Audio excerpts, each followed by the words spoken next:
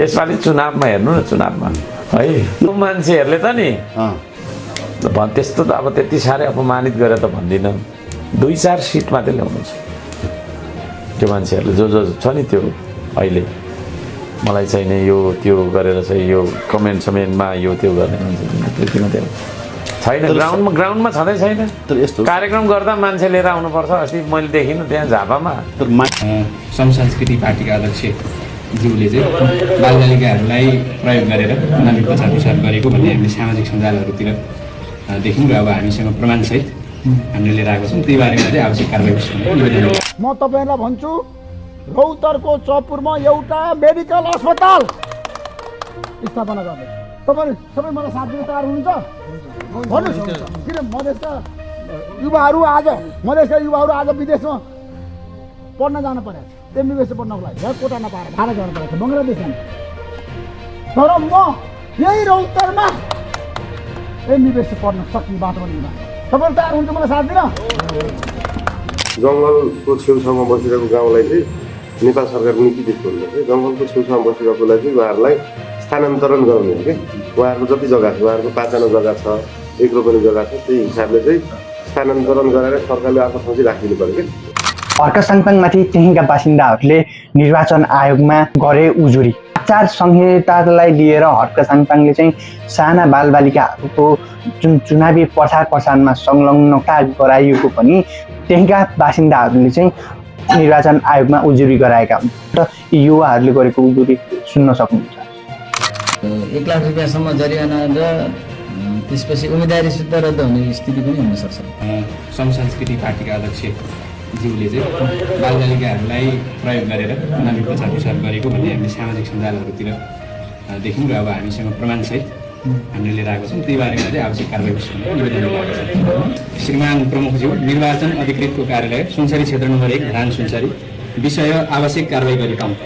विश्वकर्मा लगायत सम्पूर्ण बाल सञ्जालका प्रतिनिधि निवेदक विरुद्ध श्रम संस्कृति पार्टीको अध्यक्ष जिल्ला सुनसरी धरानुको महानगरपालिका वार्ड नम्बर 18 बस्ने अन्दाजी वर्ष 40 को हर्कराज राई हर्क साम्पाङ विपक्षी आफ्नो र पार्टीको चुनावको प्रचार प्रसारमा बालबालिकाहरू प्रयोग गरी बालबालिका ऐन 2075 को परिषद 2 दफा 7 को उपदफा 7 मा कुनै पनि बालबालिकालाई सेना प्रहरी र सशस्त्र समूहमा भर्ना गर्ने र प्रत्यक्ष वा अप्रत्यक्ष रूपमा सशस्त्र द्वन्द्व वा राजनीतिक उद्देश्यका लागि प्रयोग गर्न पाइने छैन भन्ने लिखित गरेकोमा त्यसरी कानुनले बन्देज गरेको कार्यमा निज विपक्षी अध्यक्ष हर्कराज राई हर्क साम्पाङ राईले आफ्नो चुनावी प्रचार प्रसारमा बालबालिकाहरू समेत प्रयोग गरी निर्वाचन आचार संहिता समेतले उल्लङ्घन गरेको हुँदा यसरी निज विपक्षीले कानुनको उल्लङ्घन गरी बालबालिकाको प्रयोग गरी दुरुपयोग गरेकोमा निज विपक्षीलाई यस कार्यालयबाट झिकाई छलफल गराई आवश्यक कारबाही गरी पाउन सदर निवेदन गर्दछौँ। निवेदक बाल सञ्जालको प्रतिनिधि हामी सम्पूर्ण छौँ।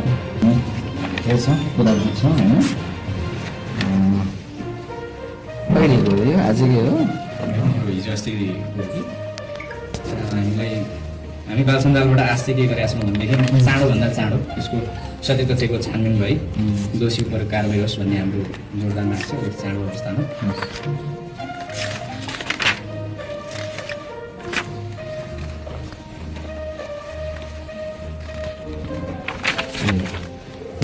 के रहेछ म पढ्न पाइँदैन।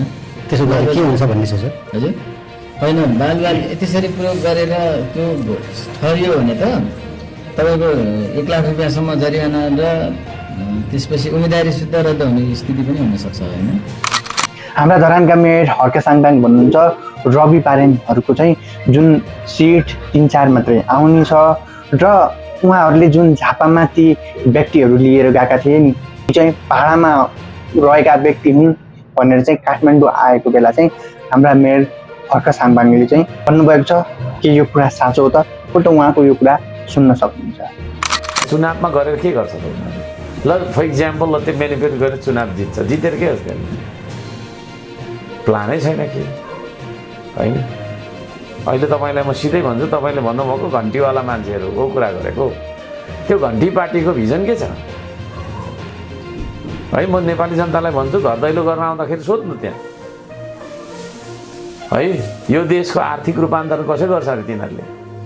सोध्नु एकचोटि यो देशको सांस्कृतिक उन्नयन कसरी गर्छ अरे थाहै छैन होला सांस्कृतिक उन्नयन भनेको के हो सांस्कृतिक उन्नयन भनेको एकचोटि सोध्नु त यहाँबाट कसरी गर्छ सांस्कृतिक उन्नयन कसरी गर्छ राजनीतिक परिवर्तन यहाँ केही भिजन छैन खालि घन्टी बजायो हिँड्यो यसपालि चुनावमा हेर्नु न चुनावमा है यो मान्छेहरूले त नि त्यस्तो त अब त्यति साह्रै अपमानित गरेर त भन्दिनँ 2-4 सिट मात्रै ल्याउनु छ मान्छेहरूले जो छ नि त्यो अहिले मलाई चाहिँ नि यो त्यो गरेर चाहिँ यो कमेन्टमा यो त्यो गर्ने मान्छेहरू त्यति मात्रै हो छैन ग्राउन्डमा छँदै छैन कार्यक्रम गर्दा मान्छे लिएर आउनुपर्छ अस्ति मैले देखिनु त्यहाँ झापामा बाहिरको मान्छे लिएर कार्यक्रम गर्नुपर्छ उहाँहरूले ऋषि धमलाले चाहिँ रौतहटका जनताहरूसितै बस्ने र त्यहाँ चाहिँ आफू निर्वाचित भइसकेपछि चाहिँ ठुला ठुला अस्पतालहरू बनाउनु भनेर चाहिँ प्रतिबद्धता जनाउनु भएको छ र साथसाथै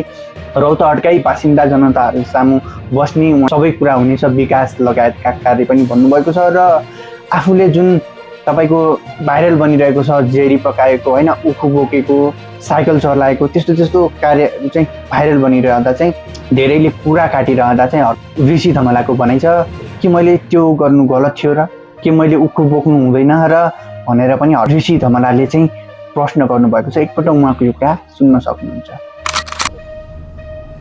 यसपटकको मेरो चुनावको एजेन्डा रौतरमा होइन चपुरमा एउटा सुविधा सम्पन्न अस्पताल र मेडिकल कलेज त्यसमा लाग्नेछु तपाईँहरूको म आशीर्वाद दिन आएको मैले गरिमाईको दर्शन गरेँ अब तपाईँहरू नगरपालिकाको सबै यहाँ प्रबुद्ध व्यक्ति हुनुहुन्छ शिक्षित व्यक्ति हुनुहुन्छ सबैलाई सबै कुरा थाहा छ म लामो भाषण गर्न चाहन्न र विकास समिति हाम्रो एजेन्डा हो देशलाई बनाउने हो मैले 35 वर्ष पत्रकारितामा काम गरेँ म प्रश्न सोध्ने ठाउँमा प्रश्न सोध्दिनँ किन देश बनेन किन विकास भएन किन भ्रष्टाचार भयो अब म उत्तर दिने ठाउँमा जानेछु र भन्ने छु किन विकास गर्न सकेन म गर्छु भने विकासको लागि नमुनाको जिल्ला बनाउने छु रौतहटलाई रौतहटवासीको गर्व साथी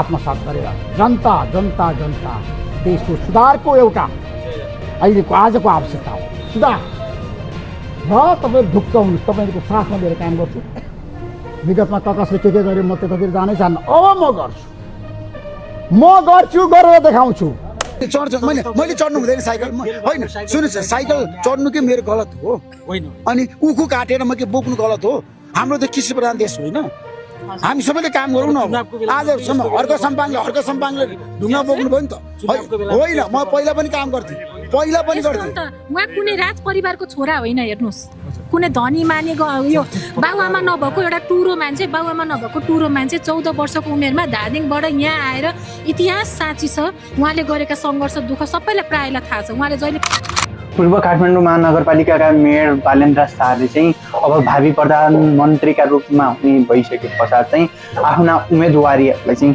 सचेत बनाउनु भएको छ प्लानिङ गरिरहनु भएको छ तपाईँको पर्यटन भित्राउनेदेखि लिएर तपाईँको जुन जङ्गलको साइडमा भएका बासिन्दाहरू छन् तिनीहरूलाई चाहिँ कसरी सिफ्ट गर्न सकिन्छ तपाईँले पछिल्लो समय सुनि पनि रहनुहोला दाङहरूका क्षेत्रमा तपाईँको बाघले खायो होइन अथवा भालुले खायो त्यस्ता घटनाहरू चाहिँ धेरै सुन्नमा आएको छ हामीले जनावरहरू पनि जोगाउनुपर्छ र मानिसहरू त जोगाउनु नै पर्यो भन्ने जस्ता कुराहरू चाहिँ प्लानिङ गरिरहेका छन् बालेन्द्र शाह एकपल्ट उहाँले भन्नुभएको कुरा सुन्न सक्नुहुन्छ तपाईँको चाहिँ नीति भन्दाखेरि एजेन्डामा चाहिँ के हुनु पर्यो भन्दाखेरि मान्छेलाई चाहिँ जङ्गलसँगै राखिदिनु भएन क्या छुट्याउने हो नि त छुट्टै राख्ने हो नि त मान्छेहरूको माइग्रेसन चाहिँ तराई इन्डिया अनि काठमाडौँ भएर त्यसपछि रोड पनि बन्यो पुरानो बाटोहरू चाहिँ बन्द भयो अनि जङ्गल चाहिँ अहिले बढेको छ कि अनि अब अहिले चाहिँ नीतिगत लेभलमा चाहिँ यो विषय एड्रेस भएको छ जङ्गल बढेको राम्रो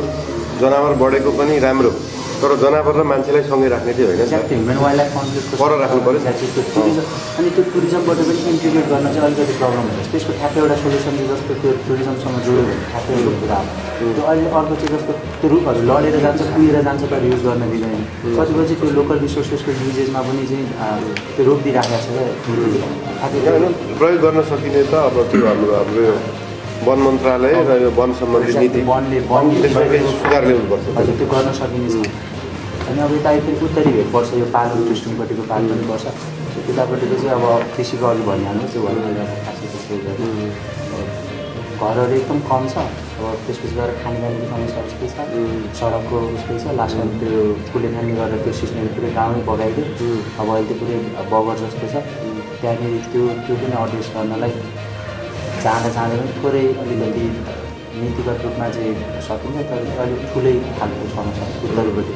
फेरि त्यो एरिया अलिक ठुलो छ यतापट्टि चितलानबाट यता तल एकदम चितवनपट्टिसम्म छुन्छ 65वटा तोडै छ। अनि अर्को चाहिँ कैलाश राष्ट्रियपट्टिको सन्दर्भमा गरिबी चाहिँ तपाईँको कैलाश राष्ट्रिय गाउँपालिका चाहिँ 65%भन्दा बढी जनसङ्ख्या चाहिँ गरिबीको रेखामा छ। त्यहाँ अब विशेष गरी चाहिँ त्यो गाँजाको सन्दर्भ गाँजाको पार्टमा चाहिँ अब त्यो उनीहरूलाई हिमको ब्यागहरू अब हजुरलाई थाहा छ त्यो हिमको ब्यागहरूको सन्दर्भमा त्योपट्टिमा वर्कआउट गर्छन्। त्यहाँ चाहिँ विशेष गरी त्यो भरियाहरू फस्ने सबभन्दा बढी चाहिँ भरियाहरूमा समस्या हुने बाँकी अब त्यो उताबाट आउँछ। त्यो एउटा राष्ट्रपट्टिको पार्टमा चाहिँ त्यो अब फेरि सीमान्तकृत समुदाय छ सबभन्दा बढी चिराङ समुदाय बस्ने ठाउँ